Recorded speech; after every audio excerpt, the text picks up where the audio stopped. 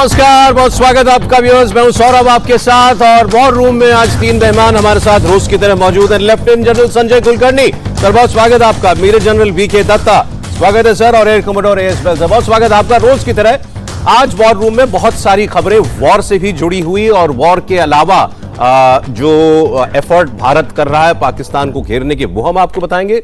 दुनिया भर में जो लड़ाइयां छिड़ रही हैं उसका एक आपको ताजा अपडेट देंगे, खासतौर पर रूस और यूक्रेन का। यूक्रेन ने जिस किस्म का डेयरिंग हमला किया, ड्रोन अटैक किया, 41 जहाज बर्बाद कर दिए रूस के, उसके बाद पुतिन ने कैसा बदला लिया उसके अगले दिन, इसकी मैं आपको पूरी खबर दूंगा।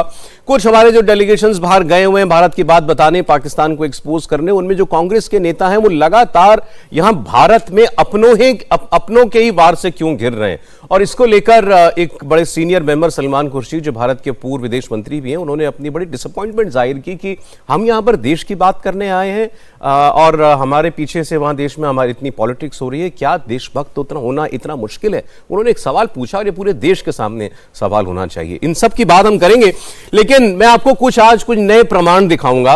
आपने सब देखा सैटेलाइट की इमेजेस में, भारत ने जब मिसाइलें मारी पाकिस्तान के एयरबेस के ऊपर तो कितना नुकसान हुआ, वो तो अब क्लियर हो गई बात।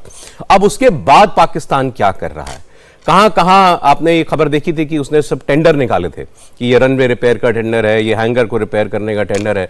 अब उन जगहों पर क्या हो रहा है जहां पर मिसाइलों ने जाकर के हिट किया था और वो एरियाज जितने तबाह हुए थे, वो अब फिलहाल कैसे दिखाई देते हैं।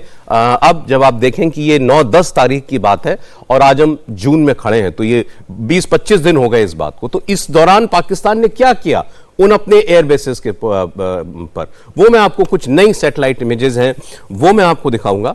और ये चर्चाएं कि अमेरिका जो चाहता है पाकिस्तान में जाकर के करता है। पाकिस्तान की जो एयर बेसिस हैं या मिलिट्री बेसिस हैं, उनकी कोई खुद मुख्तारी पाकिस्तान के पास नहीं है। वहां कैसे अमेरिका के जहाज उतरते हैं और जो चाहें वो लोग करते हैं बिना बताए पाकिस्तानियों को कि उन जहाजों में क्या ला रहे हैं, कौन लोग आ रहे हैं, उसमें क्या इक्विपमेंट है। और उसका कुछ एक प्रमाण वहीं के एक रिटायर्ड एयर मार्शल ने दिया, एक रिटायर्ड डिफेंस के व्यक्ति ने दिया है, वो आपको सुनेंगे, आपको बड़ी हैरानी होगी। तो आइए शुरुआत करते हैं एक एक करके जरा खबरों की। ऑपरेशन सिंदूर को लेकर अब तक का सबसे बड़ा खुलासा यह है कि खुद पाकिस्तान ने यह कबूला कि उसे ऑपरेशन सिंदूर के तहत भारत से बहुत तगड़ी मार पड़ी। भारत ने 9 आतंकी अड्डों, 11 एयरबेसिस पर हमले की बात आधिकारिक तौर पर दुनिया को बताई थी। दूसरी तरफ पाकिस्तान अपनी जीत पर जश्न मना रहा था, लेकिन अब खुद पाकिस्तान ने इंटरनेशनल प्लेटफॉर्म्स को भेजे जाने वाले जो अपने डोजियर जो फाइलें बनाई हैं कि भारत ने देखिए हम पर हमला कर दिया, उसमें भारत की तरफ से 28 जगहों पर हमले की बात को स्वीकार किया गया है। 28। अब आप देखें, 9 आतंकी कैंप्स की बात हमने बताई थी दुनिया को और 11 एयरबेस, इनको आप जोड़ दें तो 20 होते हैं, लेकिन 28 का दावा कर रहा है पाकिस्तान कि हमें 28 जगह पर भारत ने आकर के मारा। अब जो नए इसमें जगह ऐड हुई है वो मैं आपको बताता हूं, जो भारत ने भी नहीं बताई थी कि इन जगहों पर हमने अटैक किया, वो पाकिस्तान बता रहा है। तो पाकिस्तान अब कह रहा है कि भारत ने मुझे उन 20 जगहों के अलावा, पेशावर में उसने जाकर के अटैक किया, मतलब भारत ने झांग इनके पंजाब का एक इलाका है, वहां पर, इनके सिंध में हैदराबाद है इनका शहर, वहां पर भारत ने अटैक किया। पंजाब में गुजरांवाला में, गुजरात भी इनकी एक जगह है, वहां पर भी अटैक हुआ।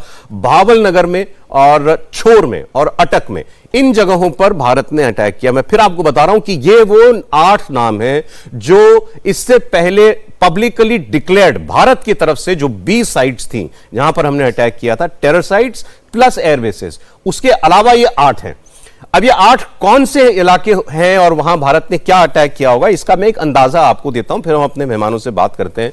अभी आपको सीडीएस साहब की बात याद है? सीडीएस साहब ने क्या कहा कि हमने अपनी टैक्टिक्स बदली पहले दिन के बाद। तो उसके बाद भारत ने क्या किया, क्या टैक्टिक चेंज की थी भारत ने? अब इसका कुछ बातें निकल के सामने आ रही हैं जो कुछ एक्सपर्ट्स का मानना है।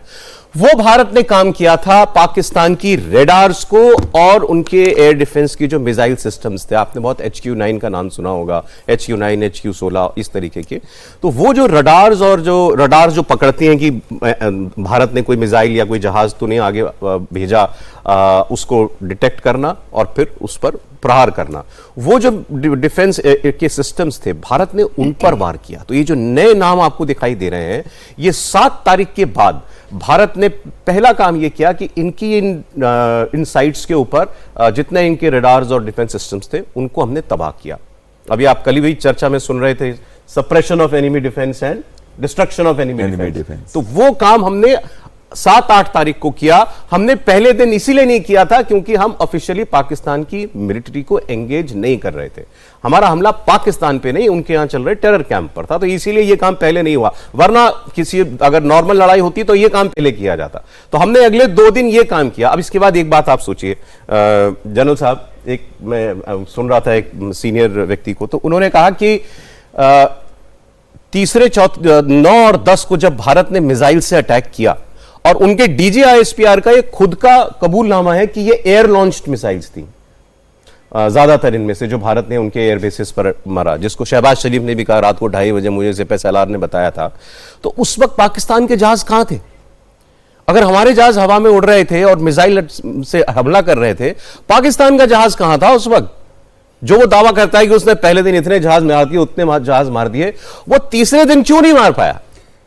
क्योंकि उसके जहाज हवा में थे ही नहीं, वो अपने जहाज फ्लाई ही नहीं कर रहा था, क्योंकि उसके पास कोई डिफेंस मैकेनिज्म ही नहीं था बचने का, क्योंकि आप उसको पहले बर्बाद कर चुके थे। इसीलिए जो CDS साहब ने कहा, जो बात ज्यादा रिपोर्ट नहीं हुई, सेंसेशनलाइज कर दिया गया उनके एक छोटे से हिस्से को, जो उन्होंने बाद में कहा कि we changed our tactics and we hit Pakistan with impunity, जहां चाहा वहां मारा जाकर के। तो ये भारत ने अपनी टैक्टिक्स को चेंज करते हुए पाकिस्तान के ऊपर एक बिल्कुल एयर सुपीरियरिटी काबिज कर दी, और उसके बाद वो डिफेंसलेस था पाकिस्तान, इसीलिए आप जहां मारना चाह रहे थे वहां मार पाए। और वो ये 8 जगह, और ये इन एयर डिफेंस सिस्टम्स को भी ज्यादातर आपको मालूम है किससे तबाह किया गया? एक एयर डिफेंस, अभी कॉस्ट भी बता देंगे, यहां सब एक्सपर्ट लोग हैं, 400-500 मिलियन लोग कहते हैं कि सिस्टम्स आते हैं। बिल्कुल करेक्ट, बिल्कुल। एक रडार सिस्टम या HQ-9 की बैटरी $93 मिलियन का एक AEWC एयरक्राफ्ट है। हाँ। या फिर जो दूसरे रेडार सिस्टम्स हैं, कहीं भी 30 से $50 मिलियन से कम का कोई भी नहीं है। और तो अगर इनको आप टोटल करने लग जाते हो तो फिर बहुत बड़ा फिगर। अच्छा, और हमने किस चीज से इनको निशाना बनाया, इनके एयर डिफेंस सिस्टम को? ड्रोन से। आपको याद है 8 तारीख की सुबह लाहौर के ऊपर ड्रोन घूम रहा था, हम सभी लोग यहां पर थे, वो ड्रोन यही काम कर रहा था, वो ड्रोन इनके एयर डिफेंस को मार रहा था। 4-5 मिलियन का एक ड्रोन सिस्टम, और कहां 100 मिलियन और 500-400 मिलियन का रडार सिस्टम। आपने उससे इतनी तबाही उनके यहां मचा दी है। तो सर, अब जरा इस बात का जवाब पाकिस्तान दे। आज हम पाकिस्तान से पूछते हैं, तुम्हारे जहाज कहां थे? सारी एयरफोर्स कहां थी तुम्हारी? बिल्कुल सौरभ, देखिए ऐसा है, भारत ने पहले बिल्कुल पाकिस्तान की मिलिट्री को एंगेज करने का प्लान नहीं बनाया था। हालांकि हमने पूरा वॉर गेम कर लिया था कि अगर बाय चांस हम कोई कार्रवाई करते हैं और पाकिस्तान की आर्मी, एयरफोर्स या नेवी कोई उसका रिटेलिएटरी काम करती है, तो हमारा नेक्स्ट एक्शन क्या होगा। तो ये पूरी वॉर गेमिंग करके, प्लानिंग करके, उसके बाद हमने जो 9 टारगेट जो हमने डिक्लेयर करा और उनको बिल्कुल चुन के मारा, वो हमने बिना प्री एम्प्टिव कोई स्ट्राइक किए बिना मारा। कहने का मतलब यह है कि हमने अपनी तरफ से सरप्राइज हासिल किया। हालांकि हम रोज बोल रहे थे हम आने वाले हैं, हम मारेंगे, लेकिन क्या होता है, when, where and how and किस टाइम हम आएंगे, कितनी तादाद में आएंगे, वो कौन सी जगह पे आएंगे, ये दुश्मन गैस वर्क करता रहता है। तो वो गैस वर्क ही कर रहा था कि हम आएंगे तो कहां आएंगे। तो हम जब आए तो हमने वो 9 टारगेट जो थे इनके, जो इनके दहशतगर्दी के सेंटर थे, उनको हमने बर्बाद किया। और ये हमने कब किया? बिना उसकी एयर सर्वेलेंस, उसके रडार्स को या उसकी एयरफोर्स को टारगेट करे बिना। इसका मतलब ये हुआ कि पाकिस्तान की एयरफोर्स फुली इंटैक्ट थी, उसके रडार फुली इंटैक्ट थे, और उसके बीच में घुस के हमने उनको 9 टारगेट को चुन के मारा। ये हमारी काबिलियत दिखाता है। हमारे उस अटैक में ना हमारा कोई जहाज गिरा, ना कोई पायलट मारा गया, और ना वहां से पकड़ा गया। तो ये कहने की बात है क्या हुआ क्या नहीं हुआ, तो मैं उसके ऊपर नहीं जाऊंगा।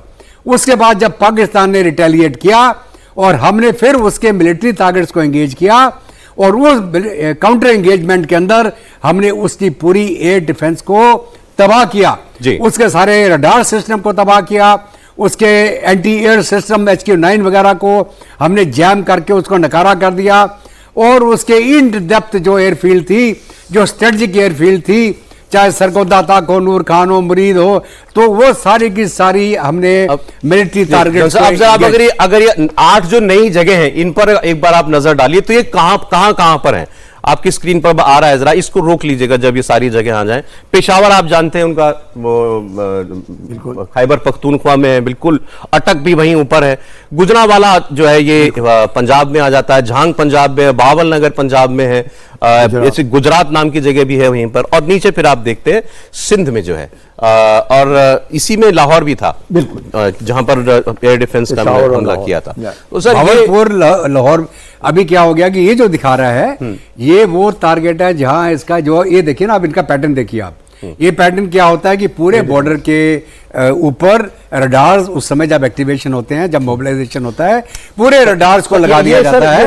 ये लग रहा है कि वही एयर डिफेंस साइट्स हो सकती है। ये पूरे इनके जो एयर डिफेंस का मैकेनिज्म था, इनके जितने रडार सिस्टम थे जो नॉर्थ से लेके साउथ तक थे, जब हमने काउंटर एयर ऑपरेशन या counter enemy suppression of air power का हमने किया, अपने लिए हमने पाथवे बनाया, उस समय हमें हमारे जो रेडिएशन डिटेक्शन मिसाइल्स हैं या रेडिएशन डिटेक्ट करके हमारी जो ड्रोन्स हैं, उन्होंने जहां जहां पर ये इनके जो रडार हैं जो रेडिएशन जनरेट कर रहे थे ऑब्जर्वेशन के लिए, उनको हमने तबाह कर दिया। अब इसमें जो वेपन इस्तेमाल हुआ, जैसे मैंने कहा कि वो ड्रोन्स, कुछ शायद वो इजराइल के ड्रोन्स की भी बात हो रही थी, हार्पी और हैरप ड्रोन्स, उसमें से कुछ एक ड्रोन ऐसा मैं जो बता रहे थे एक्सपर्ट की, वो रेडिएशन को कैच करके जोन इन करता है। बिल्कुल, आप बिल्कुल सही कह रहे हैं। हैरप और हार्पी ड्रोन्स हैं, यानी कि अनमैन्ड हैं। ये जाते हैं टारगेट सिस्टम के ऊपर, वहां पे डिटरमिन करते हैं यहाँ पे रेडार है कि नहीं है,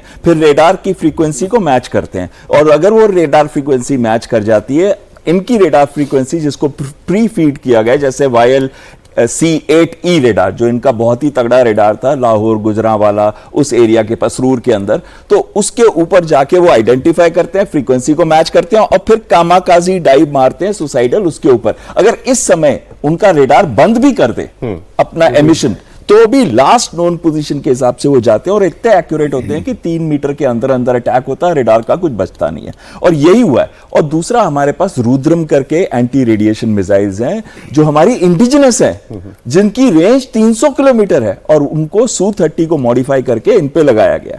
इससे क्या है कि जो काम ये ड्रोन कर रहे हैं, वही काम वो मिसाइल कर सकती है, लेकिन बॉर्डर से 200 किलोमीटर अंदर, यानी कि 100 किलोमीटर अगर अंदर के भी टारगेट को मारना हो, तो आपका जहाज 200 किलोमीटर अंदर रहेगा।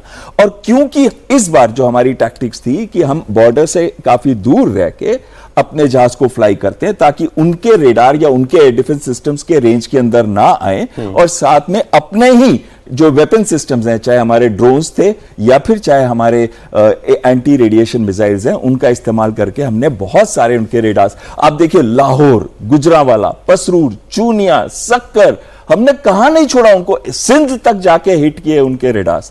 तो तब जब ये बात करते हैं 20 के ऊपर, तो फिर 20 के ऊपर ये 8 भी आ जाते हैं। ठीक, अब मैं आपको कह रहा था, मैं आपको बताऊंगा कि पाकिस्तान अब क्या कर रहा है जहां इनके एयर बेसिस पर मार पड़ी। तो एक तरफ तो पाकिस्तान दुनिया को यह बता रहा है कि भारत से उसको वाकई बहुत जबरदस्त चोट पहुंची है, दूसरी तरफ वो अपने आवाम से सच छुपाने की भी पूरी कोशिश कर रहा है। भारत के हमले में पाकिस्तान का भुलारी एयरबेस तबाह हो गया था, स्क्रीन पर आपकी पिक्चर आ गई। उसके हैंगर को निशाना बनाकर भारत ने मिसाइल दागे थे, जिसमें उसको बहुत बड़ा नुकसान हुआ था। हैंगर के अंदर क्या है ये तो वो शायद कभी नहीं बताएगा, अंदाजा लगा सकते हैं। पाकिस्तान तब भी झूठ बोलता रहा, लेकिन सैटेलाइट तस्वीरों ने सब कुछ साफ साफ बता दिया था। और अब पाकिस्तान अपनी डैमेज्ड हैंगर की मरम्मत कर रहा है, तो उसको भी ऊपर उसने एक तरपाल से या कोई कवर लगा दिया है उसके ऊपर, ताकि सैटेलाइट देख ही ना पाए, क्योंकि अब उसे पता चल गया आज के जमाने में आप कुछ छुपा नहीं सकते। तो अब वो कंस्ट्रक्शन करते हुए उसने अपने स्ट्रक्चर को ऊपर से कवर कर दिया। उसको लगता है कि इससे सच्चाई को छिपा लिया जाएगा, लेकिन एक बार फिर सैटेलाइट तस्वीरों से इसका खुलासा हो रहा है। और यही हाल नूर खान एयरबेस का भी है, जहां पर भारत ने उसके HVAC वेंट में बॉम्ब गिराया था, जिसमें पाकिस्तान के कई जवानों की, फौजियों की मौत भी हुई थी और बड़ा मिलिट्री नुकसान भी हुआ था। अब शर्मिंदगी से बचने के लिए पाकिस्तान ने वहां से अपने शवों को या तो निकाला नहीं या बहुत जल्दी शायद निकाल लिया था ताकि उसको कोई वो भी चीजें पकड़ में ना आ पाए, किसी का ध्यान उस ओर ना जाए। और अब अर्थ मूवर्स को इस्तेमाल करके पूरे इलाके को समतल कर दिया गया है। मतलब वो जो स्ट्रक्चर था उसने पूरा वही डिस्मेंटल कर दिया पूरी तरीके से, बजाय उसी को रिपेयर करने के। तो यही बताता है कि वहां कितना बड़ा नुकसान हुआ हो कि अब उसके पास उस रिपेयर करने के लिए कुछ नहीं है। उसने बिल्कुल उसको फ्लैट कर दिया। ये दोनों तस्वीरें एक एक करके आ जाएं जी। पहले ये तस्वीर जो है वो दिखा दें जी। इसमें सर नजर आ रहा है कि शायद उसने ऊपर तिरपाल से इसको कवर किया है। बिल्कुल आप सही कह रहे हैं कि आप पहली फोटो देखिए, जब अटैक किया था इसी को ब्लो अप किया गया यहां पे, तो हैंगर के अंदर AEWC एयरक्राफ्ट नॉर्मली रहते हैं उनके, जैसे कि जो हमारा एरियाई करके उनका पाकिस्तान का जहाज है जो फ्लाई करता है। और एरियाई जहाज का मतलब है जहाज के ऊपर एक रेडार लगा है और वो डीप हमारी कंट्री के अंदर देख सकता है। तो वो उनका एक फोर्स मल्टीप्लायर जहाज है जो बहुत ही महंगा एसेट है, जिसकी हम बात कर रहे थे $93 मिलियन। तो ऐसे कहा जाता है कि इस हैंगर के अंदर वो था। आप देखिए कितनी एक्यूरेट हमारी मिसाइल थी, बिल्कुल टॉप से गई सेंटर में, और उसके बाद जब अंदर जाके एक्सप्लोड करती है तो हैंगर के अंदर जो भी है, चाहे वो एक जहाज और उसके साथ और भी इक्विपमेंट होती है और भी लोग होते हैं जो काम कर रहे होते हैं, वो सबके सब डेट भी है ऊपर 12 मई 10 मई को हुआ है और ये 12 मई का फोटो है। तो तब सब कुछ उसमें खत्म और तबाह बर्बाद हो जाता है। ऐसे उनके जगह से हमको मैसेज आए थे कि 6 अधिकारी, जिसमें से एक स्क्वाड लीडर था, वो शायद इसमें मारा गया था। हमें डेड बॉडी से कुछ लेना देना नहीं है, हमारा एम उनको मैसेज देना था, उनके AEWC एयरक्राफ्ट को हिट करना था यहां।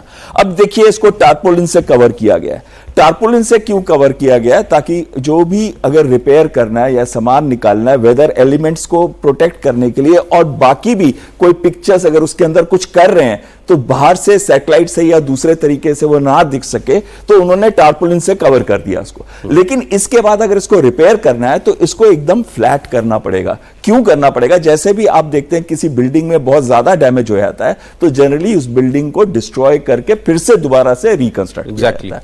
अब वो दूसरी पिक्चर नूर खान एयरबेस की भी दे दीजिए। हाँ बिल्कुल, ये इसमें तो दिखाई दे रहा है जो आप कह रहे हैं ना, वो फ्लैट कर दिया गया। बिल्कुल। तो अब ये नूर खान बेस का है। हमने यहां पे भी देखा कि इनका एक ऑपरेशनल कॉम्प्लेक्स है जो ये है, और इसको देखिए कितनी बुरी तरह से हमने अटैक किया था जब मिसाइल आई थी। इसका कुछ बचा नहीं था इस ऑपरेशनल कॉम्प्लेक्स का और इसके आसपास।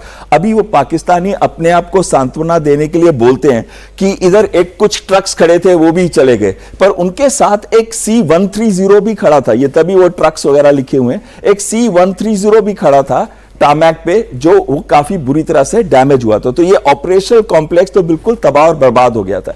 इस एयरफील्ड की इंपॉर्टेंस क्या है, मैं अगर आप 30 सेकेंड्स और दें। अमेरिका ने इसको लीज पे लिया था पहले काफी सालों के लिए और बीच बीच में लेता रहता है। और दूसरा अगर आप देखें यहां पे अमेरिका के जहाज भी लैंड करते हैं। और तीसरी चीज आती है कि इसके अंदर ये बिल्कुल पास में है मिलिट्री हेडक्वार्टर्स के, आर्मी, नेवी और एयरफोर्स के, और साथ ही में पॉलिटिकल हेडक्वार्टर्स इस्लामाबाद के 10 किलोमीटर इसमें आता है। और उनकी जो न्यूक्लियर कमांड अथॉरिटी, जो स्ट्रेटेजिक प्लान्स डिवीजन है, वो भी यहां से सिर्फ 10 किलोमीटर दूर है।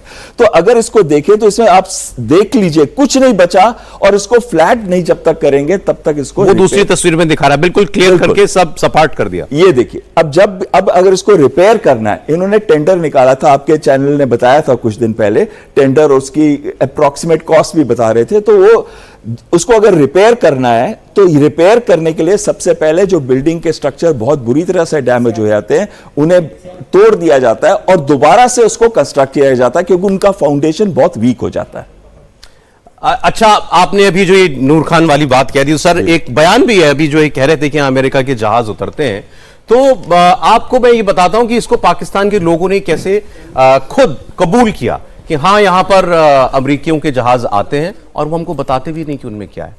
अब पहलगाम हमले के बाद ऑपरेशन सिंदूर हुआ, बुरी तरीके से पाकिस्तान को मार पड़ी। अब एक बार फिर दुनिया के सामने वो बार बार जो है, एक तो भारत से कह रहा है कि बात कीजिए, और दुनिया को यह भी बता रहा है कि हमारे यहां पर अमेरिकी जहाजों का उतरना, जैसे उन्होंने बताया एक वक्त में लीज पर ले लिया था वो एयरफील्ड को उन्होंने, आज भी वहां पर जहाज उतरते हैं। वो एक बयान है मेरे पास छोटा सा, मैं वो आपको सुनाना चाहता हूं। नूर खान बेस पे जितने भी अमेरिकी तैयारे इब्तिदा में आते जाते थे, अब मालूम नहीं होता था कि उनके पास कार्गो क्या है। उन जहाजों में है क्या। वो पाबंद थे इस बात के कि जो भी चीज वो लेके आएंगे वजारत खारजा को और वजारत दिफा को वो जरूर मुत्तले करेंगे कि इसमें है क्या। लेकिन जनाब वो ये समझ बैठे थे कि शायद नूर खान बेस उन्हीं का हो गया है। World is a less safe place today following this conflict. We are a less safe place today in spite of this ceasefire, because the threshold for a full-on military conflict between two nuclear-armed states has increased and not come down. Bilawal Bhutto की बात हम बाद में करेंगे, इनकी और इनके defence minister उन्होंने भी कुछ बोला, लेकिन सर वो कह रहे हैं अमेरिकी आते थे हमको बताते भी नहीं कि क्या है, और एक बार तो पिस्तौल निकाल के लगा दी गन पे हमारे। सौरभ, यही कारण है कि हम लोग जो बात कर रहे हैं कि पाकिस्तान में बहुत नुकसान हुआ है, ये नुकसान की पूरी भरपाई यूनाइटेड स्टेट्स करता है, यूएस इनको पैसे देता है, और यही कारण है कि यूएस अपनी मनमानी पाकिस्तान में कर सकता है। और यही कारण है कि पाकिस्तान जिस प्रकार से कई बार धमकी देने की कोशिश करता है, पाकिस्तान को पूरी मदद यूएस से मिलती है। किराना हिल पे जो नुकसान हुआ इसलिए हुआ क्योंकि उसके F-16 वहां पे थे। $390 मिलियन उसको मेंटेनेंस के लिए कौन दे रहा है? अमेरिका दे रहा है पाकिस्तान को। यही नहीं, अगर आप समझ सकते हैं कि ओसामा बिन लादेन को जब वो मार सकते हैं, उसके एयर स्पेस में किस तरीके से आ सकते हैं, उनके रेडार्स को किस तरीके से सप्रेस कर सकते हैं, उनको मालूम है कौन सा हवाई अड्डा उनके हाथ में है, कौन सा अफगानिस्तान में उनके कब्जे में है, ये सब उनके अमेरिका के हाथ में है। इसलिए अमेरिका पाकिस्तान के ऊपर रोब भी जमाता है और पाकिस्तान सुनता भी। जब तक अमेरिका अफगानिस्तान में लड़ रहा था तब तक तो पता ही था दुनिया को कि वो पाकिस्तान की जगहों को इस्तेमाल करता है, उसके बाद भी आज भी वहां उसकी प्रेजेंस होगी, अभी भी है। आप समझ सकते हैं कि ट्रंप ने क्या कहा था अपने फर्स्ट इसमें कि पाकिस्तान ने हमको बुद्धू बनाया, हमें मूर्ख बनाया, हमसे अरबों डॉलर ले लिए और हमको क्या दिया? तो आतंक दिया। वही ट्रंप दूसरे टेन्योर में क्या बोलते हैं?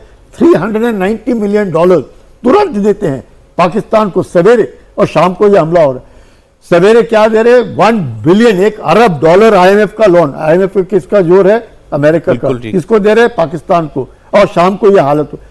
तो मैं यही कह सकता हूं कि हमने किसी के ऊपर विश्वास नहीं करना चाहिए। सबके अपने नेशनल इंटरेस्ट होते होंगे, लेकिन भारत को ये यकीन करना चाहिए कि पाकिस्तान और अमेरिका, हम लोग बार बार जो कहते हैं अल्लाह, आर्मी, अमेरिका। अब अफगानिस्तान के बाद हम लोग नहीं बोल रहे थे, लग रहा था कि चीन, जिसके साथ बार बार पाकिस्तान कहता है हिमालय से ऊंचा, समुंदर से गहरा, शहद से मीठी हमारी दोस्ती है।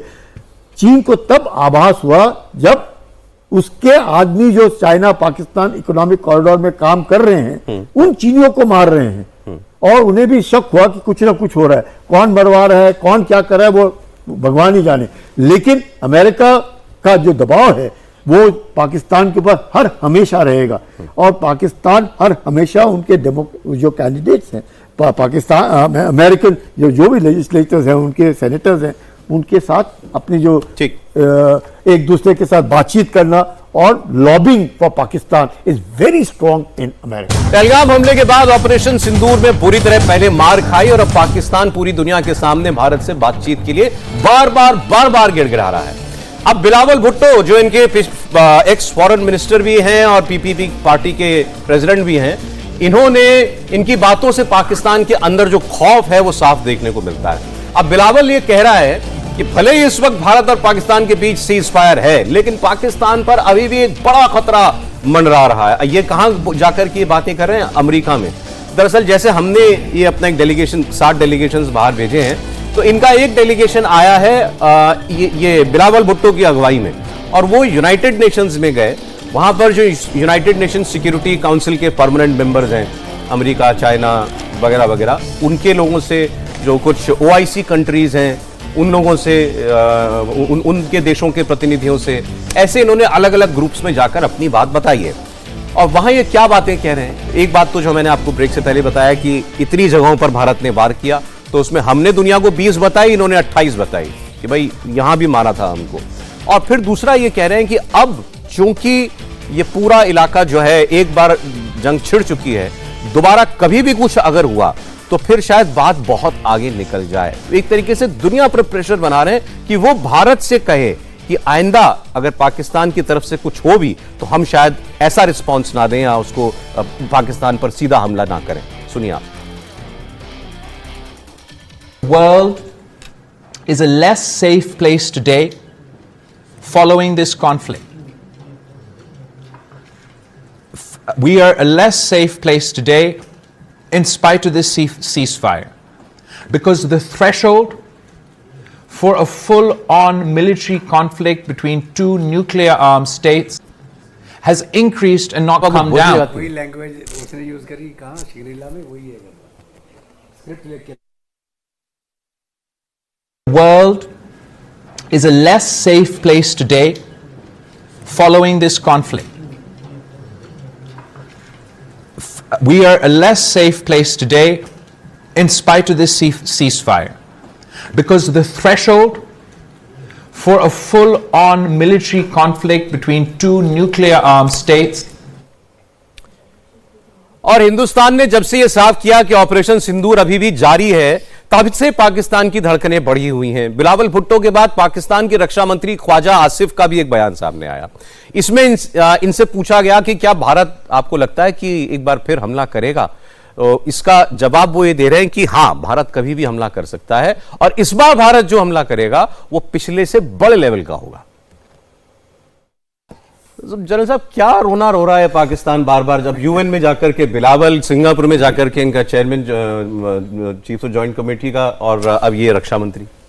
देखिए, जो इनके चीफ और जॉइंट कमेटी की स्टेटमेंट है और जो बिलावल भुट्टो की स्टेटमेंट है, एक ही स्क्रिप्ट है। वो इनका रोना ये है कि भारत ने ऑप सिंदूर के तहत वो सारे कन्वेंशनल जो एक लैडर होता था, हम बोला लैडर कि पहला कदम रखेंगे, फिर दूसरा रखेंगे, फिर तीसरा रखेंगे, वो प्रेडिक्टेबिलिटी थी कि ये पहले बॉर्डर में शेलिंग शुरू करेंगे या बॉर्डर के आसपास कुछ कर देंगे या सिर्फ पीओके में ही करेंगे। वो इनकी पूरी मिथ तोड़ दी गई। एक new norm, new paradigm Bharat ने पाकिस्तान के सामने पेश कर दिया। अब इनके पेट में नहीं पच रहा कि ये क्या हो गया। यहां तो कोई बॉर्डर में कोई स्क्रिमिश नहीं हुई और मेन लैंड के ऊपर हमला हो गया और चुन चुन के टारगेट को मारा गया। तो कहने का मतलब क्या हो गया, जो एस्केलेटरी लेडर की बात की जाती थी कि जी 10 दिन लगेंगे फिर जाके कोई जंग शुरू होगी, वो शुरू होते ही वो एस्केलेट हो जाएगी वो, और सीधा इनके अंदर जाके मारेंगे जहां से भी टेररिज्म एमिनेट हो रहा है। अरे वो ये भी कह रहे हैं कि अब की बार न जाने भारत क्या कर दे। नहीं, वो ये कह रहे हैं कि अभी इंटरनेशनल को इंटरवीन करने का टाइम नहीं मिलना। वो पहले इतने बम चल जाने हैं कि हमारी तबाही हो जाएगी, तो हमें बचाएगा कौन? तो कोई नहीं बचाएगा भाई साहब आपको। आप जाग जाएं, अभी भी हम वार्निंग दे रहे हैं, आप अपनी करतूतों से बाज आ जाएं। ये जो आपने दहशतगर्दी फैला रखी है, इसको बंद कर दें। अगर आप पाकिस्तान की अवाम की भलाई चाहते हैं, आप पाकिस्तान को आगे बढ़ता देखना चाहते हैं, तो आप बाज आ जाइए। आप बाज नहीं आएंगे तो एस्केलेटरी लेडर खत्म हो गया आपके। और जो बिलावल बोले वो इसी का, जो जनरल साहब कह रहे हैं, ये वही स्क्रिप्ट पढ़ रहा है बिलावल, वही रोना रो रहा है। न्यूक्लियर देश है, लड़ाई हो जाएगी। क्या न्यूक्लियर देश? तो क्या दिखा दिया हमने इनका कितना बड़ा न्यूक्लियर देश है। इन्होंने एक और भी बड़ी महत्वपूर्ण चीज कही थी, जो ये था कि अभी क्राइसिस मैनेजमेंट मैकेनिज्म नहीं है कोई भी इंटरनेशनली। यानी कि कल अगर पाकिस्तान कुछ करता है, ये तो वो मान रहे हैं कि पाकिस्तान ने चुप नहीं बैठना, उन्होंने कुछ ना कुछ टेरर अटैक भारत पे करना है, और जब वो करेंगे टेरर अटैक तो भारत ऐसा रिटेलिएट करेगा कि शायद, क्योंकि कोई क्राइसिस मैनेजमेंट मैकेनिज्म नहीं है, तो हो सकता है कि वो न्यूक्लियर तक भी पहुंच जाए या उनकी इतनी बर्बादी हो जाए कि उनको कोई बचा ही ना सके। तो ये दोनों सिचुएशन में मेरा एक ही प्रश्न है इन लोगों से, तो आप ये हरकत ही क्यों करना चाहते हो? आप क्यों ये टेरर अटैक करना चाहते हो भारत पे? आप क्यों नहीं पीसफुली अपनी इकोनॉमी को डेवलप करते? आप क्यों नहीं अपने जनरल्स को कहते अपने बैरक्स में रहो, अपना काम करो, और जो देश की गवर्नेंस है इनकी हिम्मत है इसमें से किसी को बोलने की, आसिम मुनीर को, कि वो 5वां सितारा लगा के बैठा है। वो मतलब खुद ही फोन करके कहा कि साहब एक मेडल और मंगवा दो, मेरा एक रैंक अप कर दो, और उसके बाद सेरेमनी हो गई और आप फील्ड मार्शल बन गए। बट सर, वो इनका जो है कहना कि अब जो होगा वो भारत अगर कोई हमला करेगा तो पिछली बार से बड़ा हमला करेगा। तो हम तो ये बात कह ही रहे हैं कि अब जो भी होगा आपको अब उससे उसके पिछली बार से बड़े नतीजे भुगतने पड़ेंगे? सौरभ, यही कारण है कि हम लोगों ने ऑपरेशन सिंदूर को पॉज किया है, बंद नहीं किया है। और वो पॉज का मतलब ही ये है कि पाकिस्तान अगर सुधरता नहीं है तो हमारे पास ऑप्शंस हैं उस एस्केलेशन लैडर में और ऊंचा करने के लिए। लेकिन मुझे थोड़ा सा एक शक होता है कहीं ना कहीं कि पाकिस्तान जो है वो कहीं ना कहीं किसी के पैंदे के तौर पर काम कर रहा है, क्योंकि ये जो पाकिस्तान बार बार इस तरह की जब नैरेटिव पूरे विश्व में फैलाने की कोशिश करता है, मकसद एक कि अपने आप को आम करना, अपने आप को किसी के तरीके से लोन्स, एड, ग्रांट, किसी प्रकार से भी अपनी फौज को तैयार रखना। और ये फौज वो जो लड़ने के काबिल तो है नहीं, पर कम से कम पाकिस्तान के अंदर। मैं ये क्यों कह रहा हूं, क्योंकि हम देखते हैं कि भारत के बरखिलाफ कहीं ना कहीं पर एक नैरेटिव है कि भारत को आगे उन्नति नहीं करने देनी है, इसलिए पाकिस्तान जो है एक पैंदे के तौर पर इस्तेमाल कर रहे हैं, चाहे वो चीन हो, चाहे वो अमेरिका हो या विश्व की कई अलग ताकतें हों। मकसद एक कि किसी ना कहीं पर पाकिस्तान को एक तरीके से फ्रंट पे रख करके उसको इस्तेमाल करो भारत के बरखिलाफ। इंडिया को एंगेज किए रखे और भारत जो फोकस जो इकोनॉमी पे है वो डाइवर्ट हो। बिल्कुल, क्योंकि भारत एक लगता है लोगों को कि एक भारत पुरानी एक सभ्यता है, भारत में वो दम है और भारत एक तीसरी आर्थिक एक तरीके से बनेगी स्थिति। और उस मकसद से जो हिंदुस्तान जब बढ़ेगा तो कहीं ना कहीं पाकिस्तान, ये बात सर बहुत इंपॉर्टेंट है जो आप कह रहे हैं कि इस वक्त आप दुनिया में देखिए तो भारत लार्जेस्ट ग्रोइंग इकोनॉमी है, लार्जेस्ट ग्रोइंग लार्ज इकोनॉमी है, मतलब फास्टेस्ट ग्रोइंग लार्जेस्ट इकोनॉमी है। और उसके अलावा जो हमारा जो लक्ष्य दिखाई दे रहा है, ये जो देश अब डेवलप हो चुके हैं उनकी ग्रोथ स्टोरी रुक चुकी है, वो अब आगे नहीं बढ़ रहे हैं, उनकी अब इकोनॉमी ग्रो नहीं कर रही है। इनफैक्ट कई देशों की इकोनॉमी तो श्रिंक कर रही है। चाइना जैसा जो देश है जो डेवलप होने की कगार पे खड़ा हुआ है, उसकी उतनी रफ्तार नहीं बची जितनी भारत की है। और भारत की ट्रेजेक्टरी कम होती हुई दिखाई नहीं दे रही, चाहे आईएमएफ के एस्टिमेट्स हों, चाहे वर्ल्ड बैंक के एस्टिमेट्स हों या बाकी जितनी और एजेंसियां होती हैं। अब ये बात हो रही है कि 2047 तक जो हमने अपने लिए लक्ष्य चुना है कि हमें तब तक डेवलपमेंट है, हमारी इकोनॉमी शायद उस वक्त तक 30 ट्रिलियन डॉलर्स की होगी। 30 ट्रिलियन डॉलर्स मतलब आज जहां पर चाइना खड़ा है उससे दुगना आप अचीव कर सकते हैं, ये दुनिया मान रही है, काबिलियत है। और वो रुकेगा कैसे? रोकने के लिए ही ये सारे सब हो रहा है। ये सारा का सौरभ आप बिल्कुल ठीक कह रहे हैं। पाकिस्तान, सब कोई जानता है कि पाकिस्तान में खुद दम है नहीं, लेकिन इसको कैसे प्रॉप अप किया जाए, हमारे लिए जो है ये फिर हमारे लिए एक चैलेंज है जनरल साहब कि आप पाकिस्तान कोई आपके अंदर आकर खून खराबा करेगा तो उसको तो सबक सिखाना ही है। अब अगर वो किसी के कहने पर, जैसा सर ने कहा, जो लोग भारत को ग्रो करते हुए नहीं देखना चाहते उनके इशारे पर ये कर रहा है कि तुम ये जाकर के करो तो भारत को जरूर तुम्हें एंगेज करेगा भारत। तो हम कैसे दोनों फ्रंट पर लड़े, इकोनॉमी के फ्रंट पर भी और इस फ्रंट पर भी? देखिए सौरभ, ये जो भारत की कैपेबिलिटी है, भारत की क्षमता है कि पिछले 75 साल से जितना पाकिस्तान ने चेष्टा करी भारत को नीचे घसीटने की, भारत उसको पैरों के नीचे दबाता हुआ ऊपर को चढ़ता चला गया। ये भारत की क्षमता है। बल्कि एक जब हमारे यहाँ एक नेशनल डिफेंस कॉलेज का कोर्स होता है, उस समय में 2000 की बात कर रहा हूँ, तो रशिया के जो एम्बेसडर हैं वो आए थे एक टॉक देने के लिए। उन्होंने बोला कि साहब, भारत और पाकिस्तान का कोई कंपैरिजन ही नहीं है, हम भारत को एक सुपर पावर मानते हैं और वो एक टाइगर है और उस टाइगर के पीछे कुत्ता पड़ा हुआ उसकी लात पकड़ने के लिए, और वो इक्वेशन है कि आप टाइगर हैं और वो पाकिस्तान कुत्ता है, तो भारत को उस कुत्ते को लात मार के छोड़ देना चाहिए पीछे, उसके ऊपर तवज्जो नहीं देनी चाहिए। तो भारत लगातार इस कुत्ते को लात मारते मारते तरक्की के लैडर पे चढ़ता चला जा रहा है। भारत आज के दिन में सबसे बड़ी डेमोग्राफी दुनिया की, सबसे जवान पॉपुलेशन, जहां पर जो बाइंग पोटेंशियल, हमारा जो यंग माइंड है, हमारी टेक्नोलॉजी है, हमारे इंस्टीट्यूशंस हैं, वो दुनिया में छाए हुए हैं आज के दिन में। आप बड़ी बड़ी कंपनियों के सीईओ देखिए, वो सारे भारतीय हैं। ये हमारी ताकत है और ये पूरी दुनिया को मालूम है। आप चाइना के देखिए, उनके जो एज प्रोफाइल है वो बढ़ता चला जा रहा है, वो नो मोर यंग नेशन। आप यूरोप में देखिए, उनके बच्चे ही पैदा नहीं हो रहे, वो भी बुढ़े होके मरेंगे और वहां पे जो एक चल रहा ना मुहिम, जो हम बोलते हैं गजनवे हिंद, वो चल रहा है, गजनवे यूरोप चल रहा है, वहां पे गजनवे अमेरिका चालू हो गया है। ये शायद ट्रंप को मालूम नहीं है, सो रहा है ये। तो मेरा कहने का मतलब ये है कि भारत राइज करता रहेगा, हमें तटपुंजी से कोई फिक्र करने की जरूरत नहीं है। भारत इससे डील करता है और आगे भी करता रहेगा। बिल्कुल ठीक है आपने कहा, भारत ने तो जंगें भी लड़ी और लड़ते लड़ते भी हम यहां तक पहुंच गए जहां पहुंचे। ये एक इंक्रेडिबल ग्रोथ स्टोरी है भारत। बिल्कुल। अब पाकिस्तान का हाल, आपको इकोनॉमिक फ्रंट का मैं ताजा अपडेट दे देता हूं। इनका जो minister, federal minister for planning development and special initiatives हैं, एहसान इकबाल, उसने कल क्या काम किया आप जानते हैं? उसने पाकिस्तान में चलने वाली 118 डेवलपमेंटल स्कीम्स बंद कर दी। 118 स्कीम्स, डेवलपमेंट स्कीम्स पाकिस्तान को बंद करनी पड़ी। क्यों?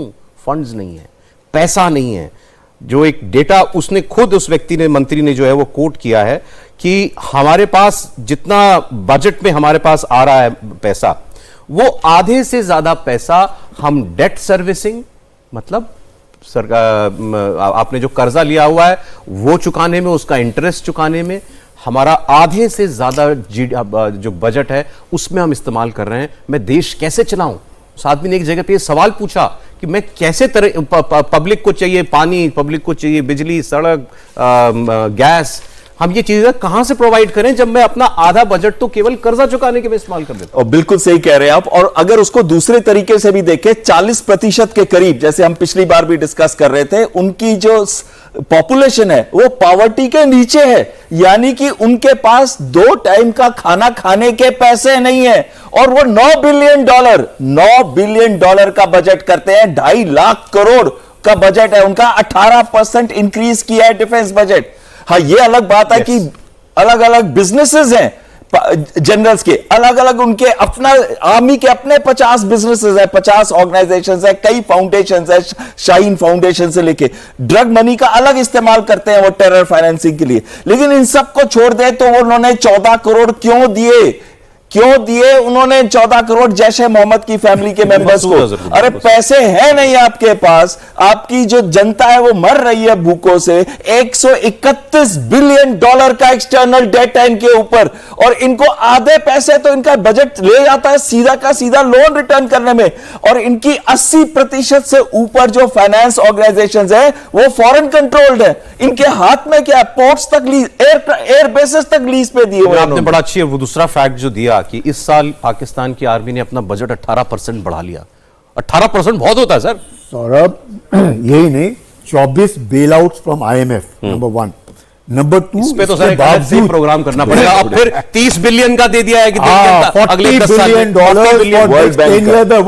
इमेजिन, जो देश आतंक का सौदागर है, आप पूरा विश्व उसकी मदद कर रहा है। ये तो असली दामाद बना हुआ दुनिया का। मैं सॉरी, मैं क्रूड लैंग्वेज यूज करूं, what else can be the reason? Absolutely, मतलब आतंक के सौदागर को, तो आतंक का धंधा अच्छा है तो मैं बता देता हूं आपको, वो धंधा बंद नहीं हुआ जो आप आतंकी है। अगली खबर में दिखा रहा हूं आपको कि पाकिस्तान के हुक्मरान नेता हों या इनके जनरल हों, आतंकवादियों के बिना नहीं चल सकते। ये इनका रिश्ता बहुत पुराना है और वो रिश्ता लगता है बटूट है।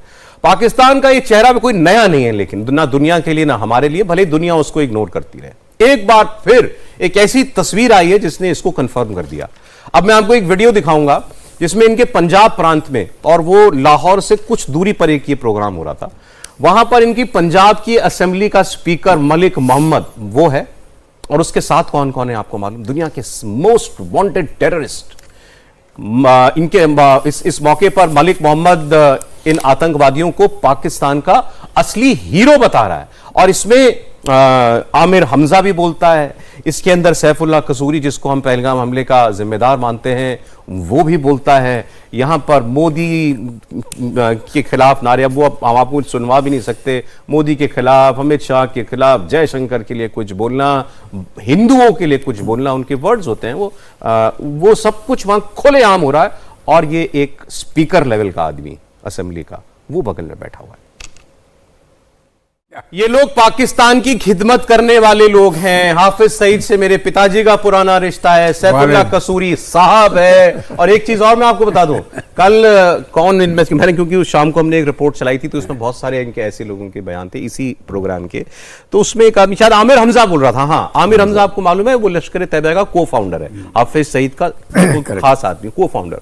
वो कह रहा था कि पाकिस्तानियों तुम कितने खुश नसीब हो, तुमको ये मालूम नहीं है कि इस वक्त जो तुम्हारा सेना का प्रमुख है वो एक हाफिज है, वो एक, हाँ, वो एक मौलाना के घर में पैदा हुआ, वो सैयद। हाँ, तो वो आप तुम इस पे तुम अपने आप को बहुत खुशनसीब, तुम्हें इस बात को मानना चाहिए कि ऐसा तुम्हारा आर्मी का चीफ है। फिर और वो किसी नेता का, ये फिर हाफिज सईद का, तो वहां पर हाफिज सईद और हाफिज फील्ड मार्शल मुनीर, इन दोनों के नारे लग रहे थे। अब आप सोचिए किसी और देश में हो तो ये डूब मरे आदमी कि तुम एक ग्लोबल टेररिस्ट के साथ मेरे आर्मी चीफ का नाम जोड़ रहे हो।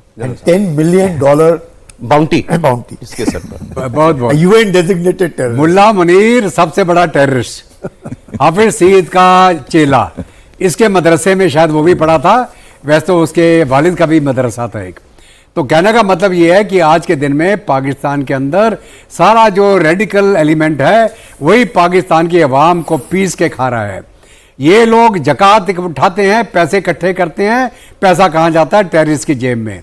दूसरा पैसा कहाँ जाता है? पाकिस्तान की फौज की जेल में। और यही बात अगर आपको याद हो, आपके अदालत में उसने भी कबूला, जो हमारे यहाँ इतने बड़े गायक है जो पाकिस्तान ने एक्सेप्ट नहीं किया, अदनान सानी ने, उसने बोला ये पैसा सब पाकिस्तान के फौज के जर्नलों के जेब में जाता है।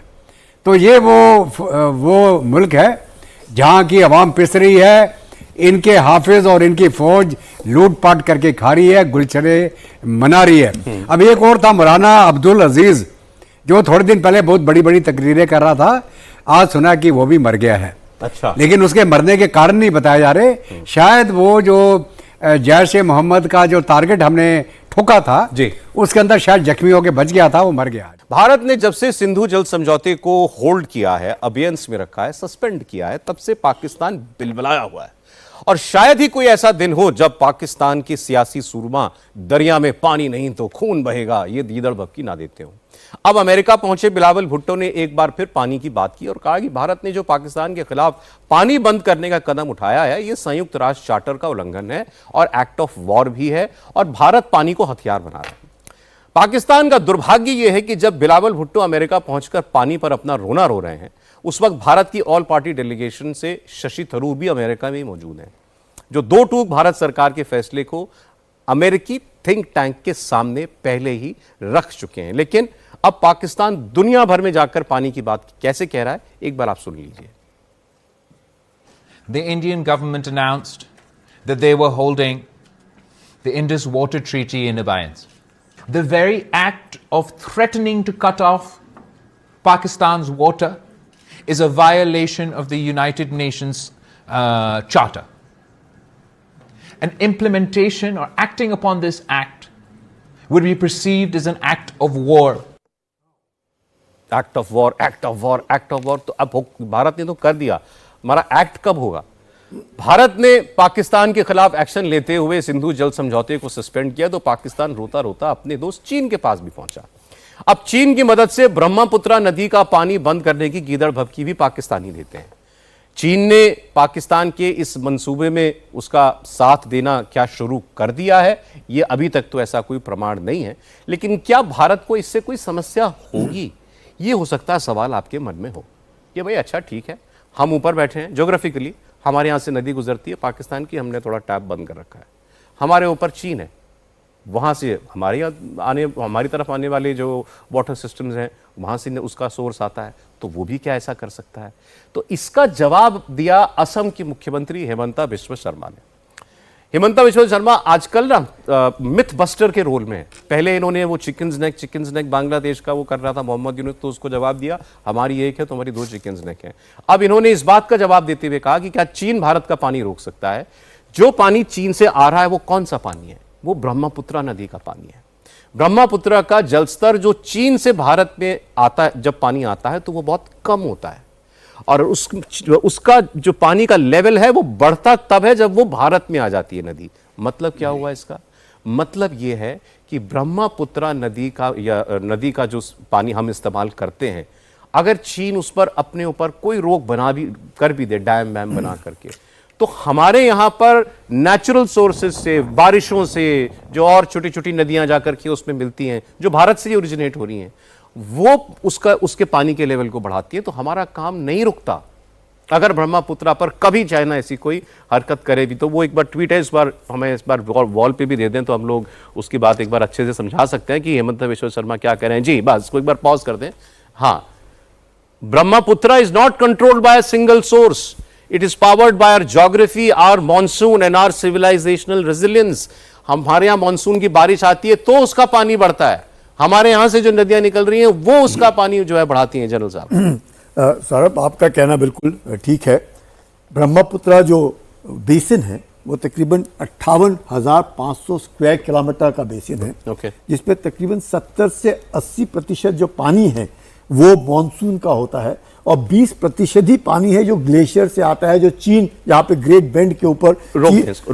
हाँ, हाँ, ये बात जैसे- जो आप कह रहे हैं, उन्होंने लिखा है मैंने China contributes only 30 to 35% of Brahmaputra's total flow. That too is on the plus side, but let's grant him that much.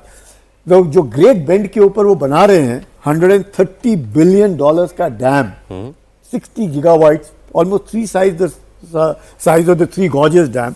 ये इतना आसान नहीं है। जैसे वो 30 किलोमीटर है, जहां पे हम लोग खड़े रहते थे अरुणाचल में, वहां से 30 किलोमीटर। सियांग और सियोम 2 नदियां हैं जिनके ऊपर हम जब बांध बनाते हैं, जितना वो पानी रोक सकता है चीन, उससे ज्यादा हम इस बार इधर रोक सकते हैं। अगर हम अपने दोनों डैम, जिसके ऊपर काम शुरू है, ऑलरेडी काम शुरू है, सियोंग और सियाम 2 नदियां हैं अरुणाचल में जिनके ऊपर ये डैम बने। चीन कितनी भी कोशिश कर ले, लेकिन अभी जब तक नहीं हुआ। जब मैं वहां पर था ब्रह्मपुत्र के उधर इलाके में, जरूर 3 साल 4 साल पहले जब चीन ने पानी रोका, तो जो पानी जब उसने छोड़ा तो वो तकरीबन गहरा ग्रे कलर का पानी था जो सेडिमेंट्स लेकर के आया। इसका मतलब कि चीन कुछ ऊपर बना रहा था। चीन और भारत के बीच में संधि है डेटा एक्सचेंज करने की। अब चीन गलवान के बाद वो डेटा भारत को नहीं देता है, और हम खरीदते हैं वो डेटा, हम खरीदते हैं चीन से।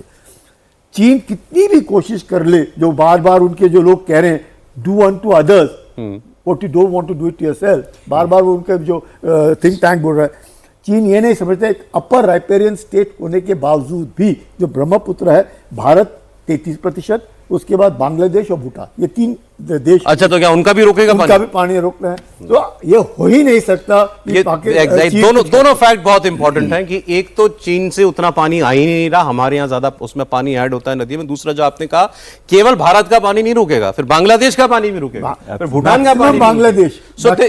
So this is a myth कि जो आप पाकिस्तान के साथ कर रहे हो चीन आपके साथ कर सकता है, ये पॉसिबल। बिल्कुल, ये जो ये ख्वाब देख रहे हैं, सुनहरे ख्वाब, आप भूल जाइए। ब्रह्मपुत्रा से भारत को कुछ नहीं होने वाला।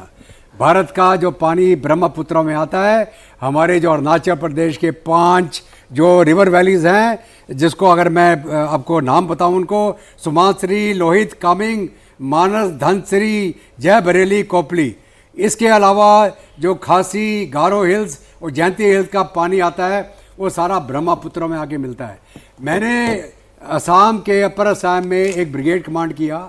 मेरे पास 5 डिस्ट्रिक्ट थे पूरे असम के और 2 अरुणाचल प्रदेश के जी। हर एक साल हम फ्लड के लिए वहाँ फ्लड रिलीफ का काम करते थे। हम तो चाहेंगे कि ऊपर के इलाके में ब्रह्मपुत्र का पानी थोड़ा कम होना चाहिए, ताकि फ्लड से जो तबाही होती है वो ना हो। तो हमें ये आप कह रहे हैं हमारे इंटरेस्ट में ये है कि पानी ऊपर से थोड़ा कम कम होना चाहिए। बल्कि आपको मैं बताऊं, जो ब्रह्मपुत्र रिवर की चौड़ाई है, अगर आप एक शोर पे खड़े होते हैं, आपको लगता है आप समुद्र के किनारे खड़े हैं। 18 किलोमीटर की चौड़ाई उस नहर की है। तो ये जो पाकिस्तान ख्वाब देख रहे हैं या चीन ख्वाब देख रहा है, वो डेविड क्या नाम है उसका, ग्लोबल टाइम वाला, अबे क्या बात कर रहा है तू डेविड, भूल जा। तेरा चाइना हमारा कोई पानी नहीं रोक सकता। भारत का पानी अपने आप यहाँ हमारी नदियों से पैदा ये जो बात होता है। आपने कही ना, ये भी लिखी है हेमंत विश्व शर्मा ने कि हमारे यहाँ तो फ्लड्स आते हैं। नहीं, अभी नहीं, आया हुआ ये- है, इस समय आया हुआ है आया फ्लड हुआ नॉर्थ फ्लड। ईस्ट के हमारे अंदर। तो हमें तो ठीक बड़ा है। नुकसान होता है इसके। तो इतने हमारा पानी। ये जो टूटिंग में पानी आता है चाइना की तरफ से, जी। सिर्फ 2000 क्यूसिक, और ये आता है जब गुवाहाटी में 15,000 से 20,000। अब वैसे आपने चाइना की बात की, हमने इतनी चर्चा करी चाइना की, तो ब्राजील में शशि थरूर हैं और वहां इन्होंने पाकिस्तान के बहाने चाइना को आईना दिखाया। थरूर ने आतंकवादी संगठन जो रेजिस्टेंस फ्रंट है TRF, जिसने पहलगाम का हमला किया था, उसको यूएन सैंक्शंस कमेटी में शामिल करने की बात का जिक्र करते हुए कहा कि पाकिस्तान हर बार इसलिए बच जाता है क्योंकि उसका दोस्त चीन बीच में आकर उसकी मदद करता है, और ये TRF को, जिसने पहलगाम में 26 लोगों की हत्या ऐसे की, उसका नाम नहीं डलने दिया यूएन सिक्योरिटी काउंसिल की उसमें, तो ये सिर्फ चीन की बदौलत था। सुने जरा।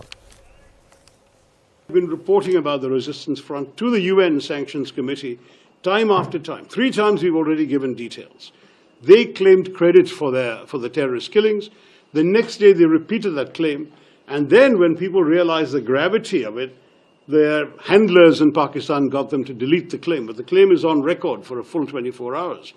And what is deeply disquieting is when India encouraged our friends on the Security Council to mention the resistance front in the press statement that the Security Council issued, the Pakistan government, I'm sorry to say with the support of your friends in China, took out the name. So there is not even a reference to the organization. चलो, हम कम से कम दुनिया के सामने नाम तो ले रहे हैं चाइना का कि ये सब चाइना के कहने पर हुआ। अब ये चाइना का सवाल थोड़ा ट्रिकी है एयर कमोडोर साहब। एक तो आपसे बड़ा देश है, बड़ा मुल्क है, अब उसने एक्टिवली मदद की पूरी 3-4 दिन की जंग में, क्या हम कर सकते हैं? बहुत ही अच्छा प्रश्न है। और जो 5 जगह जहां उन्होंने ब्लॉक किया था, एक था अब्दुल रऊफ असगर का, साजिद मीर का, अब्दुल रहमान मक्की का, ताला सईद का और शहीद महमूद का।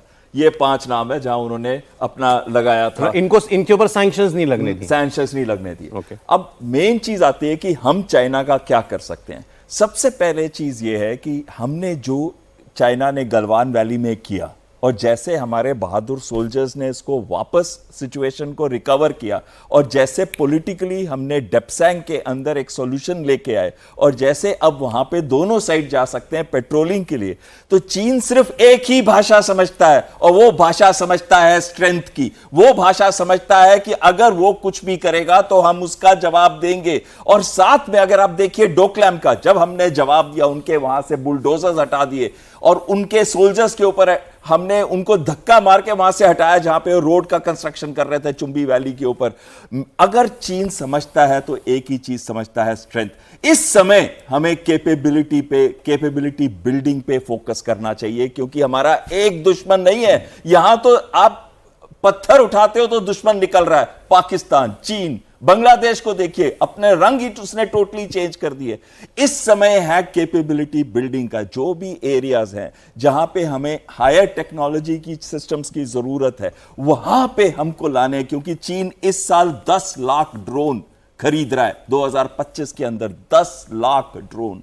हमारे को अपनी कैपेबिलिटी बिल्डिंग ऐसे करनी है कि एक स्ट्रेटेजिक डिटरेंस बने। मैं न्यूक्लियर डिटरेंस की बात नहीं कर रहा, मैं बात कर रहा हूं फोर्स मल्टीप्लायर्स की डिटरेंस की। हम ऐसी कैपेबिलिटी बनाएं ताकि चीन वहां पे ये भी ना सोच सके कि उसने एंटर करना है। चीन की बात हुई, आप कुछ बोलना चाह रहे थे? मैं इसको जो बहल साहब बता रहे थे उसको देखते हुए हम लोगों ने भी अभी आत्मनिर्भर के इसमें 10% किया है फॉर R&D। और R&D इसीलिए 10% किया कि हमें मालूम है कि अब जो वॉरफेयर होएगा वो नॉन कॉन्टैक्ट वॉरफेयर ज़्यादा होगा, जिसमें ड्रोन्स का इस्तेमाल होगा, जिसमें साइबर होगा, जिसमें आर्टिफिशियल इंटेलिजेंस होगा, उसमें कंप्लीट स्पेस वॉरफेयर। तो उसको सबको मद्देनजर रखते हुए हम लोगों ने भी अब 5% से हटाकर उठा करके 10% R&D डबल कर दिया, कमिट किया है अगले 10 साल। दुनिया में इस वक्त एक ऐसी जंग चल रही है जहां पर जिसके पास जो है वो झोंक रहा है, वो है रूस और यूक्रेन की लड़ाई। अभी आप देखें कि यूक्रेन ने रूस के ऊपर जो ड्रोन अटैक किया है, इतना ज़बरदस्त था वो। भाई कुछ हज़ार के ड्रोन इंडियन मनी की अगर बात करें, कुछ लाखों के होंगे ज़्यादा से ज़्यादा, या कुछ करोड़ों के होंगे, और अरबों खरबों रुपए के उसके जहाज़ जो अब वो खुद भी नहीं बनाता। इतने बड़े स्ट्रेटेजिक बम्बर्स, 41 बम्बर्स गिरा दिए। 1/3 उसकी कहते हैं कि न्यूक्लियर जो स्ट्रेटेजिक कैरियर फोर्स थी वो उसने ख़त्म कर दी। लेकिन अब दुनिया के साथ ये सवाल था कि पुतिन क्या करेंगे। पुतिन पलटवार कर रहे हैं। पूरी दुनिया की नजर पुतिन के इस बदले पर ही लगी हुई है इस वक्त, और सवाल है कि पुतिन यूक्रेन के खिलाफ क्या कोई टैक्टिकल न्यूक्लियर वेपन का इस्तेमाल भी करने वाले हैं। इस सब के बीच खबर आई टर्की से। इस्तांबुल में रूस और यूक्रेन के बीच चल रही शांति वार्ता बिना किसी नतीजे के खत्म हो गई। रूस और यूक्रेन युद्ध विराम पर राजी नहीं हुए हैं। रूस ने यूक्रेन के सामने सीज फायर के लिए जो शर्तें रखी थीं वो यूक्रेन को मंजूर नहीं है। उसमें कुछ नेटो से और अमेरिका से जुड़े हुए भी शर्तें हैं, वो नहीं मानी जा रही हैं और यूक्रेन ने इन शर्तों को ठुकरा दिया। रूस ने सीज फायर के लिए यूक्रेन से क्रिमिया जो वो ले चुका है 13-14 में यूक्रेन से, इसके अलावा लुहांस्क, डोनेस्क, खेरसों और ज़ैपोरिज्जिया, ये जहां उसने काफी हद तक कब्जा कर लिया है। कुछ इलाका बचा है जो कि यूक्रेन के पास अभी है। ये यूक्रेन की ही टेरिटरी है। इसको रशिया मानता है कि ये रशियन स्पीकिंग लोग हैं, यहां पर रूसी भाषा बोलने वाले लोग हैं और वो लोग हैं जिनके मेनलैंड रशिया से रिश्ते रहे हैं पारंपरिक तौर पर, तो इसलिए ये रूस की धरती है। अब उसने कहा कि यहां से यूक्रेन की फौज पूरी तरह पीछे हट जाए, लेकिन यूक्रेन इसके लिए राजी नहीं है। रूस ने यूक्रेन के सामने नेटो में न शामिल होने की शर्त रखी है। ये लड़ाई इसलिए शुरू हुई क्योंकि ज़ेलेंस्की जो है नेटो में शामिल कराना चाहते थे यूक्रेन को, ये भी उसको मंजूर नहीं है। यूक्रेन ने रूस की इन शर्तों को न सिर्फ ठुकराया है बल्कि इसे आत्मसमर्पण जैसा बताया है, और वो लगभग आत्मसमर्पण जैसा है भी। अगर आप उसकी डिटेल में जाएंगे जनरल साहब, जो शर्तें रख रहे हैं पुतिन, वो ये भी कह रहे हैं कि अपनी सेना को छोटा करें यूक्रेन, जैसे एक लिमिटेड साइज की आर्मी, जैसे जापान की आर्मी नहीं है या कोई बहुत लिमिटेड सी फोर्स है उनकी, अमेरिका ने शर्त उस पर लगाई थी, ऐसी शर्तें वो लगाना चाहते हैं यूक्रेन पे। फिर उन्होंने और जो एक कि भाई वो कहते हैं कि मार्शल लॉ लगा करके ज़ेलेंस्की ने अब युद्ध में थोप दिया अपने देश को, तो पहले यहां पर मार्शल लॉ हटे और फिर इलेक्शन कराया जाए, इसके लिए भी ज़ेलेंस्की तैयार नहीं है। अब आप पुतिन को अनरीजनेबल मानेंगे या ज़ेलेंस्की को? देखिए, ऐसा शुरू से ही जो 4 डिमांड रशिया ने रखी थी यूक्रेन के सामने, वो 4 डिमांड अभी भी कायम है। 3 महीने हो गए जंग लड़ते हुए, हजारों लाखों की तादाद में दोनों तरफ से सैनिक मारे गए, जख्मी हो गए और पूरे यूक्रेन की तबाही होगी और थोड़ा बहुत नुकसान रशिया को भी हुआ। और जहाँ तक इनका कोशिश थी कि रशिया की इकॉनमी को तबाह कर देंगे, वो लोग ये नहीं कर पाए। इन्होंने ज़ेलेंस्की को इसलिए उकसाया था, वेस्ट ने, अमेरिका ने और पूरे नेटो ने, कि किसी प्रकार वो रूस को कमज़ोर कर पाएँ, लेकिन पुतिन की जो उसकी अपनी काबिलियत है, रशिया की काबिलियत है, वो आज तक डटा हुआ है और वो पूरे के पूरे नेटो, यूरोपियन यूनियन और अमेरिका के सामने अकेला खड़ा है, आप ये मान के चलें। और आज के दिन में अगर ये वार्ता हो रही है 3 महीने के बाद, तो क्या पाया यूक्रेन ने? वो तो वही डिमांड है जो पहले मान जाता हो तबाही नहीं होती, और यूक्रेन को कोई अपनी सेना की भी ज़रूरत नहीं है। अगर रशिया गारंटी दे रहा कि मैं कोई हमला नहीं करूंगा, जैसे मैं गारंटी दे रहा हूं पाकिस्तान को हम हमला नहीं करेंगे, सिर्फ पीओके लेंगे, आप पाकिस्तान की फौज को भेज दे बैरक के अंदर, वही डिमांड जो रशिया दे रहा है इसको यूक्रेन को, कि जो मैंने पहले बोला था, आप क्रीमिया भूल जाएं, डोनबास, लुहांस्क को आज़ादी, उस समय बोला था आज़ादी, अभी तो ये रूस का हिस्सा हो गया, और आप नेटो को ज्वाइन मत करिए और अपनी यहाँ पे इलेक्शन करिए और अपनी फौज को आप कम करिए। तो ये डिमांड है। अभी इसके एंड ऑफ जून में शायद दोबारा मीटिंग होगी, लेकिन इसके बीच में जो हमला किया यूक्रेन ने 5 एयरफील्ड के ऊपर, और जो उसने जो स्ट्रेटजिक इनके सेट्स के ऊपर वॉर किया, उसका अभी ट्रेलर तो शुरू है और अभी उसकी पिक्चर बाकी है आपको। लेकिन देखिए, उसके बावजूद ये पीस, अगले ही दिन इनको मीटिंग करनी थी टर्की में, इनके दोनों के डेलीगेशंस को, पीस टॉक्स, उसके लिए दोनों देश आए। रशिया मना कर सकता था कि भाई अभी ये हमला मेरे यहाँ हुआ है, मैं पहले तो मारूंगा ठीक से इसको, फिर देखेंगे बात करनी है कि नहीं करनी। 2 घंटे लेट शुरू हुई, हाँ, लेकिन एक ही घंटे में खत्म भी हो गई। 1 घंटे में खत्म भी हो गई। उसमें एक डिमांड ये भी है कि रशिया के ऊपर से सारे इंटरनेशनल सैंक्शंस हटे और जितनी मिलिट्री मदद मिल रही है यूक्रेन को वो फौरन बंद हो। अब लेकिन इसमें एक ही अच्छी बात हुई सर इनकी कल की मीटिंग में, कि एक तो जो बहुत ज्यादा बीमार या घायल प्रिजनर ऑफ वॉर एक दूसरे के देश के पास हैं इनके, और वो ऐसे सैनिक जिनकी उम्र 25 साल से कम है, वो एक्सचेंज किए जाएंगे। और इसके अलावा एक, अब ये देखें आप, इससे नुकसान का अंदाजा लगाइए, 12,000 सोल्जर्स की dead bodies, frozen dead bodies इन्होंने, क्योंकि उसको प्रिजर्व करके रखा है, वो उसका भी अदला बदली होगी। मतलब 12,000 तो कंफर्म लोग, वो डेड बॉडीज हैं जो इनके पास, दोनों देशों के पास एक दूसरे के सैनिकों की हैं। कितने और मारे गए होंगे? 3 साल की लड़ाई चल चुकी है, मतलब हजारों में तादाद है, लाखों में है तादाद मरने वालों की। दोनों साइड को मिला दोनों साइड को मिला के मैं कह रहा हूं ये होता है डिस्ट्रक्शन। ये इसलिए वो 1 घंटे में जो बातचीत हुई, जैसे सौरभ आप बता रहे हैं, 6,000 डेड बॉडीज दोनों एक्सचेंज करेंगे और 1,000 पीडब्ल्यूज एक्सचेंज करेंगे। पहले मीटिंग में भी पीडब्ल्यूज का एक्सचेंज हुआ। ये क्यों हो रहा है इतना सब कुछ होने के बाद? अब देखिए, यूक्रेन में तकरीबन 50% आबादी माइग्रेट कर चुकी, यूक्रेन छोड़ गई है। बाकी यूक्रेन का कहना है कि उसके 50,000 सैनिक मरे हैं, बल्कि 50 नहीं, लाखों में मरे होंगे और लाखों में घायल होंगे। ये कहना कि रूस के नहीं, रूस के भी हुए हैं। और ये जो हादसा हुआ है जिसमें 4,000 किलोमीटर अंदर जा करके जिस प्रकार से उन्होंने गाड़ियां लगाई, ड्रोन्स उसके ऊपर हाइड किए, छुपाए गए, और उन ड्रोन्स के द्वारा इन 40 स्ट्रैटेजिक बॉम्बर्स को बर्बाद किया गया, ये क्या दर्शाता है कि रूस के अंदर भी मोल्स हैं, रूस के अंदर भी ऐसे लोग हैं, क्योंकि यूक्रेनियंस और रूस सिबलिंग्स हैं, मतलब भाई हैं दोनों। ऑपरेशन सिंदूर पर chief of defence staff general Anil Chauhan का स्टेटमेंट आया कि भारत न्यूक्लियर ब्लैकमेलिंग बर्दाश्त नहीं करेगा।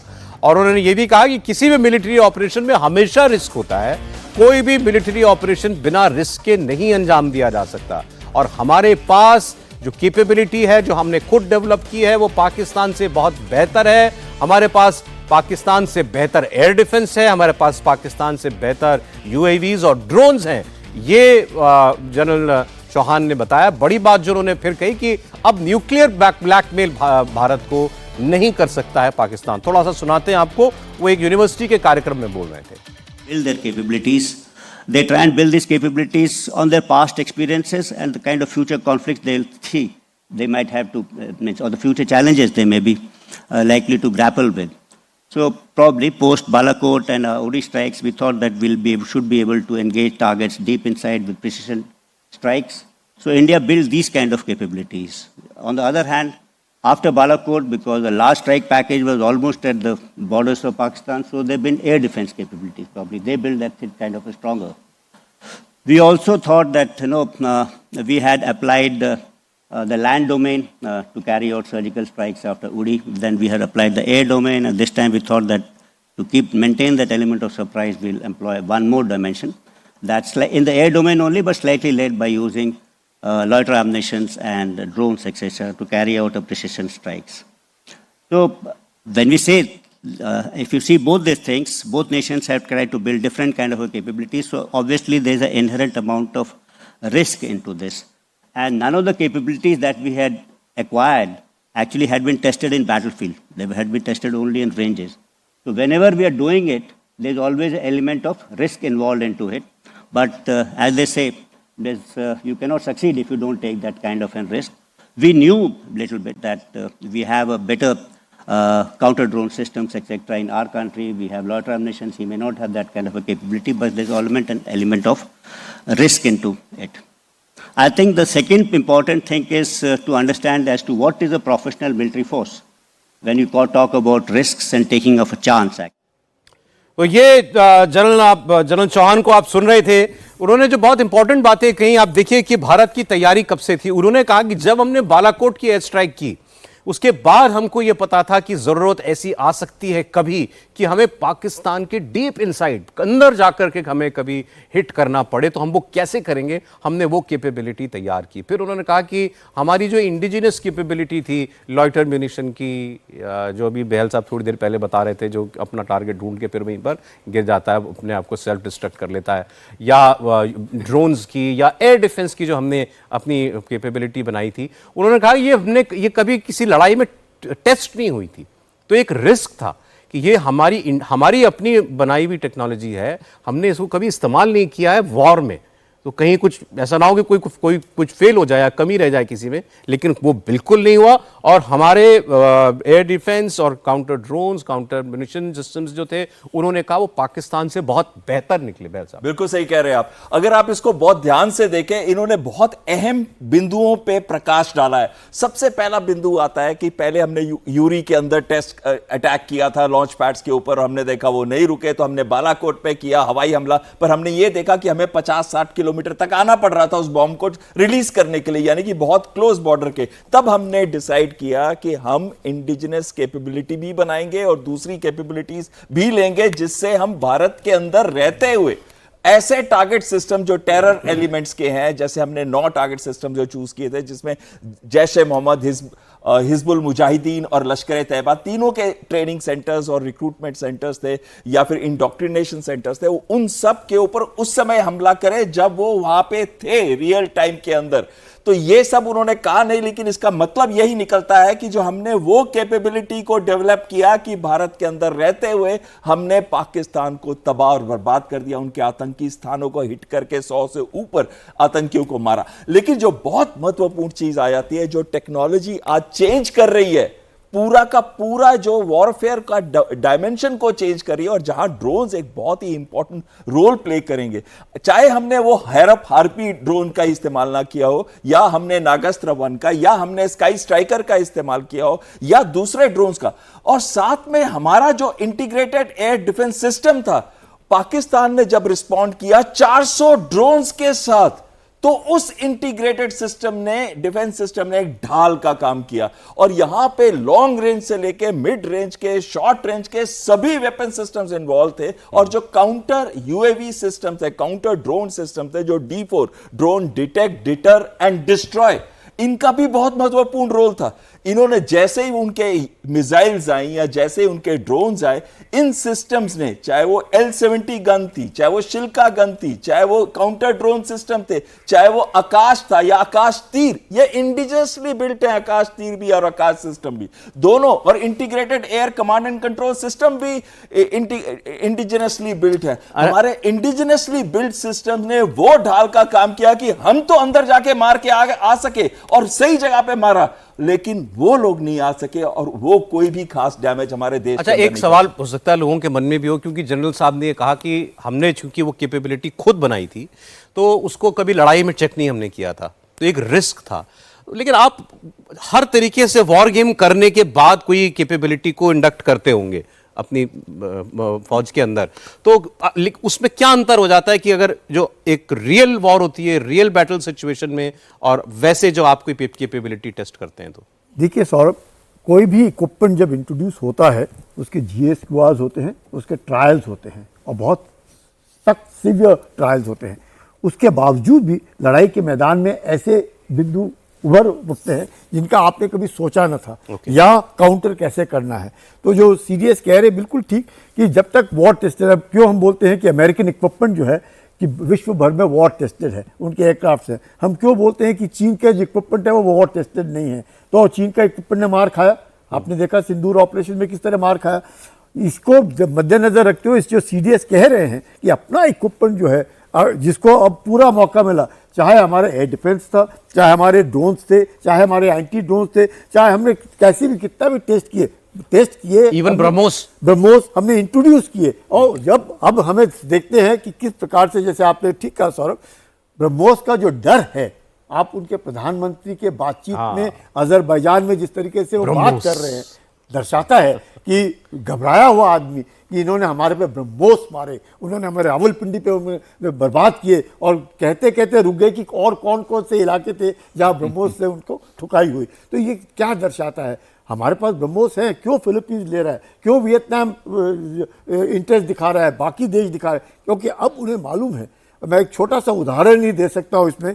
जब ये सुमो गाड़ी आई थी जी, फौज में जब इंट्रोड्यूस हुई इतने रिगरस ट्रायल्स हुए, इतने रिगरस, फौज ने नहीं एक्सेप्ट किया, पूरे हिंदुस्तान में सुमो जो गाड़ी है वो सक्सेसफुल रही। फौज ने नहीं ली, इससे फौज में क्योंकि हो रहा था, आपकी जरूरतें और होती हैं। जरूरत थी, वो मारुति जिप्सी आ गई और उस वक्त ऐसे हुआ। तो आप समझ सकते हैं इतने रिगरस ट्रायल्स करने के बाद बाहर क्यों सक्सेसफुल होता है। सबको मालूम है कि हिंदुस्तान के अंदर ट्रायल्स सख्त होते हैं। तो ये आज जनरल साहब जो है उन्होंने ठीक दुनिया को बताया कि हम आगे का सोच के चलते हैं, क्योंकि हमें पता है ये जो पाकिस्तान है ये सुधरने वाला नहीं है। अब मैं आपको एक और अपडेट देता हूं, ये दुनिया के लिए एक ऐसी खबर है जिससे थोड़ी सी बेचैनी भी बढ़ सकती है कि ऐसा क्यों। यूक्रेन और रूस के बीच जो भीषण युद्ध हो रहा है, इसके बीच में ब्रिटेन का एक बड़ा बयान आया है, यूके का। ब्रिटेन के प्रधानमंत्री कीर स्टारमर ने यह कहा कि हमारी सेना युद्ध लड़ने की तैयारी की तरफ बढ़ रही है, नेटो आने वाले वक्त में खतरे के लिए पूरी तरह तैयार है। उनके शब्द हैं कि हमें वॉर लेवल रेडीनेस रखनी है अपने। ब्रिटेन नहीं रखता ऐसा। ब्रिटेन ने इससे पहले जो कुछ अभियानों में हिस्सा लिया है वो नेटो मेंबर होने के नाते अमेरिका के कहने पर, यहाँ अफगानिस्तान में या इधर उधर कहीं, इन्होंने अपनी जंग कई सालों पहले कभी कोई लड़ी होगी। लेकिन क्यों अचानक ब्रिटेन कह रहा है, यूरोप के बीच में बैठा है, छोटा सा आइलैंड है, उसे किससे खतरा है? क्यों यूके के प्राइम मिनिस्टर कह रहे हैं कि अब हमें वॉर लेवल तैयारी करनी है? सुनिए। First, we are moving to war fighting readiness as the central purpose of our armed forces. When we are being directly threatened by states with advanced military forces, the most effective way to deter them is to be ready. And frankly, to show them that we're ready, to deliver peace through strength. Third, we will innovate and accelerate innovation at a wartime pace, so we can meet the threats of today and of tomorrow as the fastest innovator in NATO. Now, this doesn't mean replacing people or hardware. Quite the opposite. It means learning the lessons of Ukraine, which I've discussed many times with President Zelensky, to ensure that every capability we have works seamlessly together. Keir Starmer बड़ी बातें कह रहे हैं। एक तो general साहब war fighting readiness पर आना है हमको। उन्होंने कहा पीस थ्रू स्ट्रेंथ, ताकत के जरिए ही शांति हो सकती है, और यूक्रेन से हमें सबक लेते हुए अपनी फौज को जो है अब एक फाइटिंग मशीन बनाना है। क्यों, इनको क्यों, क्या जरूरत आ गई? बिल्कुल, देखिए सौरभ, बेगानी शादी में मुल्ला दीवाना, तो अब्दुल्ला दीवाना, सॉरी स्ट्रिप आउट टंग, क्योंकि इतने हम बात हो गए मुल्ला मुनीर करते करते वो दिमाग में चढ़ गया। अभी खैर ऐसा है कि जो इंग्लैंड है एक आइलैंड है छोटा सा। सेकेंड वर्ल्ड वॉर में जो जर्मनी है इसको कैप्चर करने वाला था, और ये भागा हुआ गया इनका जो प्रधानमंत्री अमेरिका के आइजनहावर के पास कि साहब मेरे को बचाइए। और तब अमेरिका ने इनको बोला कि हम आपकी एक कंडीशन पे मदद करेंगे कि अगर हमारी मदद से आप जंग जीत गए और हमने जर्मनी को हरा दिया, आप पूरी दुनिया में अपनी कॉलोनीज को वाइंड अप कर देंगे। ये आपको मालूम है, ये शर्त रखी गई थी अमेरिका के द्वारा इंग्लैंड को। और जो सेकेंड वर्ल्ड वॉर में जितनी भी जंगें ग्रेट ब्रिटेन ने जीती वो भारतीय सैनिकों की वजह से जीती, इनकी अपनी कोई काबिलियत नहीं थी, चाहे वो बर्मा फ्रंट हो या वो यूरोप के फ्रंट के अंदर हो। तो वो हमारी क्षमता के साथ ये लड़ रहा था। ये आज के दिन में ये रूस के साथ में पुरानी दुश्मनी है इंग्लैंड की रशिया के साथ में। जब ये भारत में थे, ये अफगानिस्तान के इनको डर लगा रहता था कि रूस कहीं भारत के अंदर ना इधर से आ जाए, इसीलिए इन्होंने पाकिस्तान का जन्म दिया। इन्होंने पाकिस्तान का जन्म दिया था रूस के डर के मारे। ये वो देश है ये, ठीक है ना। अभी ये वहां खड़ा कि मैं जंग लड़ूंगा, भैया तेरे साथ तो रूस की जंग ही नहीं है। रूस चाहे तो तुमको 1 घंटे के अंदर तबाह कर देगा, खत्म हो जाओगे तुम। तो ये पता नहीं क्या करना चाहता है। इसको बोलते हैं कि अपने पैर पे खुद कुल्हाड़ी मारने की तैयारी कर रहा है, और कुछ नहीं है। अरे एक और खबर आ रही है फिर सीडीएस साहब के हवाले से, जनरल चौहान के हवाले से। उन्होंने कहा है कि पाकिस्तान ने मल्टीपल अटैक्स करने की कोशिश की। पाकिस्तान ने 48 घंटे की लड़ाई, उसकी 48 घंटे की लड़ाई हमने 8 घंटे में खत्म की। पाकिस्तान ने 8 घंटे में ही सफेद झंडा दिखा दिया और अपना हमला रोक दिया।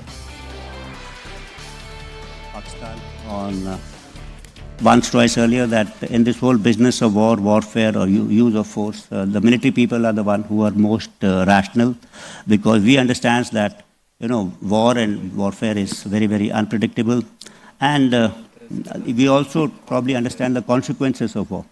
So that I think is important. So although lost by Pakistan on 10th of May at about 1 a.m., its aim was to get down India to its knees in 48 hours. Multiple attacks were launched. And in some manner, they have escalated this conflict, which we had actually hit only terrorist targets, but also into the military domain. From their perspective, it would have been rational in the sense they would have said that you used military means to hit these targets. But it was also rational on their part, operation which they thought they'll continue for 48 hours, folded up in about 8 hours. And on 10th, when they picked up the telephone and said they wanted to talk. And I think that the rationale behind this the realization coming in, stem from two facts. That one is they must have assumed that if they continued this mode, they're likely to lose much more. So hence they picked up the telephone. And second thing, since they had stuck us at multiple fronts, they still did not have the benefit of understanding what they had stuck. So they must have thought they must have stuck, and hence there's time to talk now. And if they don't, they'll tend to lose both. तो ये देखिए general साहब ने कुछ और नई बातें बताई हैं। उन्होंने कहा कि 10 तारीख को जो लड़ाई चल रही थी, पाकिस्तान भारत ने जब इनके एयरबेस पर मिसाइलें मारी, जिसका ब्रह्मोस भी था, उसके उन्होंने कहा कि पाकिस्तान तब से 48 घंटे और अभी इस लड़ाई को खींचना चाहता था, लेकिन 8 घंटे में जो हुआ, जो भारत ने उसके साथ किया, वो घुटनों पे आ गया। उनके शब्द हैं, we brought Pakistan on his knees, और फिर उसने फोन उठाया और बोला कि आइए बात करते हैं और लड़ाई को जो है हम रोकते हैं। अच्छा, एक बात उन्होंने सिंगापुर में भी कही थी, यहाँ भी कही, फिर उन्होंने वो शब्द इस्तेमाल किए, रैशनल, कि जो मिलिट्री के लोग होते हैं ज़्यादा रैशनल होते हैं, क्योंकि उनको मालूम है लड़ाई कहीं की कहीं जा सकती है किसी भी एक मोमेंट पर। अब पाकिस्तान पाकिस्तान को क्यों रैशनल कहा उन्होंने, लोगों ने सवाल पूछा था, इसका जवाब उन्होंने दे दिया आज। मतलब तर्क संगत व्यवहार क्यों था पाकिस्तान का, वो तो बेवजह हमले कर रहा था। तो उन्होंने कहा क्योंकि पाकिस्तान को यह दिख गया कि लड़ाई लंबी खींचेगा तो उसका नुकसान ज्यादा होगा, तो इस तरीके से ये एक रैशनल बिहेवियर था। अगर इरैशनल बिहेवियर होता तो वो मार भी खाता रहता, लेकिन फिर भी वहां से कोई ना कोई प्रयास करता रहता। तो उसको भी ये समझ में आ गया कि अब लड़ने का फायदा नहीं है, अब इनसे कह करके शांति करवा लो कुछ किसी तरीके से, वरना हमारा और ज्यादा नुकसान हो जाएगा। जनरल साहब, सौरभ, जो आप कह रहे हैं वही उनके प्रधानमंत्री ने भी अजरबैजान में यही बात कही कि भारत ने जिस प्रकार से हमला किया, वो सोच रहा था कि 4:30 बजे वो हमला करेगा, और वो हमले के ऊपर नहीं आया, और उस हमले की जगह उसने सीज फायर के बारे में बात की डीजीएमओ ने। ये साफ दर्शाता है कि पाकिस्तान को लगा, और आज ही आप जैसे बता रहे थे कि 11 एयरफील्ड्स के अलावा 8 एयर डिफेंस स्ट्राइक्स जो हुए, जिसके बारे में हम लोगों ने ज़्यादा अधिकतर बातचीत नहीं की, हम लोग एयर बेसिस के ऊपर बात करते रहे, और बाकी जो 9 उसके टेररिस्ट ऑर्गेनाइजेशन और बेसिस पे हिट हुआ, पाकिस्तान समझ गया था। और यही कारण है कि बिलबिलाना जो उनके प्रधानमंत्री का अजरबैजान में है, वो साफ दर्शाता है कि रावलपिंडी में जब बरसे बम, और नूर खान पे जब बरसे बम, और जब केनारा हिल्स के ऊपर जब ब्रह्मोस से लड़ाई हुई और बरसे बम, उसके बाद शायद पाकिस्तान को इस बात का एहसास हुआ कि अब अगर लड़ाई ज़्यादा खींची तो बहुत ज़्यादा नुकसान होगा, और उसी में उसकी अच्छाई है अगर वो सीज फायर की बात करे। अगर अभी नहीं तो फिर पाकिस्तान का नुकसान होने का अंदेशा बहुत ज़्यादा है। बिल्कुल, जनरल साहब बिल्कुल सही कह रहे हैं। अगर आप देखिए जो इनके मेजर फोर्स मल्टीप्लायर्स थे, हमने आपको मैप पे भी दिखाया था, उसके ऊपर बताया भी था पिक्चर्स के साथ, कि जो जैसे भोलारी का एग्जांपल था, तो airborne early warning and control system को एक बहुत बड़ा फोर्स मल्टीप्लायर गिना जाता है, और पाकिस्तान के पास उसकी एज थी। लेकिन यहां तक कहा जा रहा है कि शायद दो के करीब उनके AWC एयरक्राफ्ट जो है डिस्ट्रॉय हो गए थे, एक एयर में और एक ग्राउंड के अंदर। उसी तरीके से इनके 5 से 6 जहाज जो हैं वो या तो हैंगरों में, ये मैं कम नंबर बता रहा हूं, इससे ज्यादा गए होंगे, क्योंकि हमें नहीं पता जब हम हैंगर पे अटैक करते हैं तो अंदर कितने जहाज थे जो डिस्ट्रॉय या डैमेज हो गए होंगे। साथ में देखिए रनवेज के ऊपर अटैक, जो रनवेज डैमेज होते हैं उनको आसानी से रिपेयर नहीं किया जाता, उस पर पैसा लगता है। रिपेयर कर सकते हैं, क्विक ड्राइंग सीमेंट से रिपेयर कर सकते हैं उड़ने के लिए, लेकिन उसकी स्ट्रेंथ कम हो जाती है रनवे की, तो उसका प्रॉपर रिपेयर करने में समय लगता है। और जितने ये रेडार्स की बात कर रहे थे, जैसे YLC-8E, इनका स्टेल्थ रेडार था जो फेल हो गया, चाइनीज टेक्नोलॉजी, और YLC-2, ये जो रेडार रेडार्स हैं, ये ना तो केवल सस्ते हैं, लेकिन इनको लेने में, इनको लगाने में और इनको वापस ऑपरेशन करने में बहुत समय लगता है। ये फोर्स मल्टीप्लायर्स हैं, और ये सारी चीजों को जब उनको लगा कि इनके फोर्स मल्टीप्लायर्स, खासकर long range maritime petrol aircraft, AEWC aircraft, और जो उनके ट्रांसपोर्टर्स थे C-130, जो बहुत कम नंबर्स में है उनके पास, अगर ये डिस्ट्रॉय होते रहे तो पाकिस्तान एयरफोर्स तो बची गई ही नहीं। इसलिए आसिफ मुनीर ने फोन किया ना, उन्होंने कहा ना कि रात को 1 बजे ही जंग हार चुका था पाकिस्तान। बिल्कुल 10 तारीख की रात 1 बजे। हम बताएंगे कम, मारेंगे ज्यादा। जो सबक सिखाया पाकिस्तान को, ये बहुत दिनों तक याद रखेगा ये, और इसी का रोना लेके अभी ये यूनाइटेड नेशन में बिल बुलाते फिर रहे हैं, पूरी दुनिया में घूम रहे हैं। तो ये हमने एक दिखाया कि हमारी क्षमता कितनी है, हमारी डिफेंस टेक्नोलॉजी कहाँ एडवांस कर गई है, और दुनिया के अंदर जो आज के दिन में भारत को ऑर्डर आ रहे हैं, हमारी डिफेंस इंडस्ट्री की एक बूम। आप भी शेयर मार्केट में उसके शेयर खरीद लीजिए, भारत के, चाहे ब्रह्मोस हो, चाहे नागास्त्र हो, चाहे आकाश हो, तो आपको काफी ज्यादा बेनिफिट होने वाला। अरे वो कह रहे हैं कि पाकिस्तान अभी 48 घंटे और खींचना चाहता था जनरल साहब इस जंग को, लेकिन 8 घंटे की लड़ाई में वो फिर हार मान गए। वो उसको एक्चुअल में डैमेज असेसमेंट की रिपोर्ट ही नहीं मिल रही थी। वो ये नहीं जान पा रहा था कि जो मैंने अटैक किया उससे डैमेज क्या हुआ। अच्छा। हम तो अटैक कर रहे थे, डैमेज साथ में बता रहे थे। जब उसको ये पता चला कि मेरे को पता नहीं चल रहा कि मेरे हथियार पहुंच भी पा रहे कि नहीं पा रहे, उसने बोला इससे अच्छा कि भैया हाथ जोड़ दो, मेरा तो ठुक गया सारा कुछ।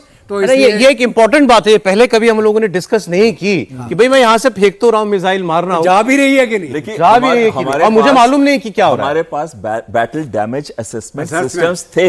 हमारी UAVs, अनमैन्ड एरियल व्हीकल्स, जाके पिक्चर ले रही थी। आपने दिखाए थे अपने चैनल पे कि बॉम्ब गिर रहे हैं, हाँ, और कहां हिट कर रहे साथ में हैं, बता रही। Exactly, accurately. पर उनके पास ऐसा कोई भी सिस्टम नहीं था, उनके पास कोई भी प्रूफ नहीं था। भारत की 52 सैटेलाइट्स हवा में थी, जिसमें 22 लो अर्थ ऑर्बिट। अगर आप बैटल असेसमेंट नहीं कर पा रहे कि मैं मार रहा हूं लेकिन मुझे नहीं पता वो कुछ डैमेज कर रही है सामने जाके, तो how does it effect your planning?